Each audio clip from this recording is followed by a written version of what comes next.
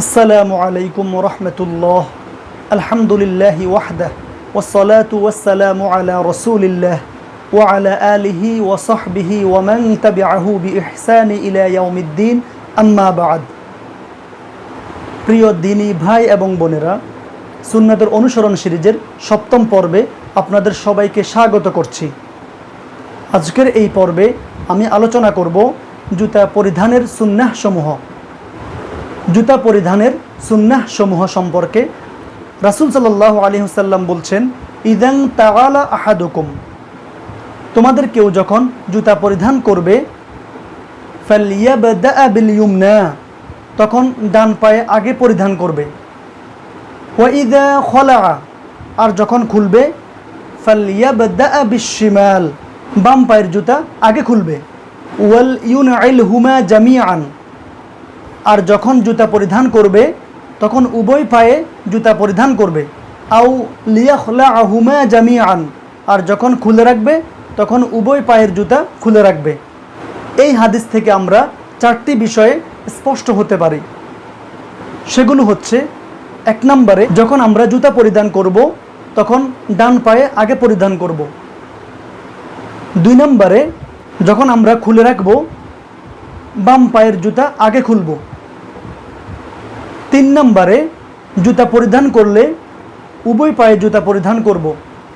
4 নম্বরে, জুতা খুলে রাখলে উভয় পায়ের জুতা খুলে রাখব। কেননা রাসূল সাল্লাল্লাহু আলাইহি ওয়াসাল্লাম এক পায়ে জুতা পরিধান করতে নিষেধ করেছেন। আমরা হাদিসে দেখি রাসূল সাল্লাল্লাহু আলাইহি ওয়াসাল্লাম বলছেন, লা ইয়ামশিয়ান্না আহাদুকুম ফি নাআলিন ওয়াহিদাতিন, তোমাদের কেউ যেন এক পায়ে জুতা পরিধান করে না হাঁটে। লিউনআইলহুমা জামিআন, হয় 2 পায়ে জুতা পরিধান করবে, আও লিউহফিহিমা জামিআন, অথবা খালি পায়ে হাঁটবে। প্রিয় দ্বীনী ভাই এবং বোনেরা, জুতা পরিধানের ক্ষেত্রে আরও একটি বিষয় লক্ষণীয়, যে সেটি হচ্ছে রাসূল সাল্লাল্লাহু আলাইহি ওয়াসাল্লাম জুতা দাঁড়িয়ে পড়তে নিষেধ করেছেন।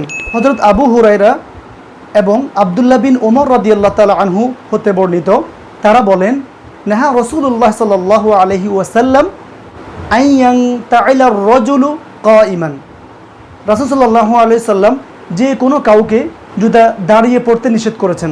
কেননা আমরা দেখি এমন কিছু জুতা রয়েছে যেগুলো দাঁড়িয়ে পড়লে পরিধানকারী ব্যক্তি পড়ে যাওয়ার সম্ভাবনা থাকে। তবে যে জুতাগুলো দাঁড়িয়ে পড়লে পড়ার সম্ভাবনা থাকবে না, সেগুলো দাঁড়িয়ে পড়তে নিষেধ নেই। প্রিয় দ্বীনী ভাই এবং বোনেরা, জুতা পরিধানের ক্ষেত্রে প্রথমে আমরা জুতাগুলো ঝেড়ে নিব, যেন সেই জুতাগুলোর মধ্যে কোনো রকমের কীটপতঙ্গ না থাকে। আর অবশ্যই জুতা পরিধানের ক্ষেত্রে আমরা বিসমিল্লাহ বলে জুতা পরিধান করব। প্রিয় দ্বীনী ভাই এবং বোনেরা, জুতা পরিধানের ক্ষেত্রে রাসূল সাল্লাল্লাহু আলাইহি ওয়াসাল্লাম এর আদেশ এবং নিষেধ মান্য করে জুতা পরিধানের এই সকল সুন্নাহ সমূহ আমল করার চেষ্টা করব ইনশাআল্লাহ। সুবহানাকাল্লাহুম্মা ওয়া বিহামদিকা আশহাদু আল্লা ইলাহা ইল্লা আনতা আস্তাগফিরুকা ওয়া আতুবু ইলাইক।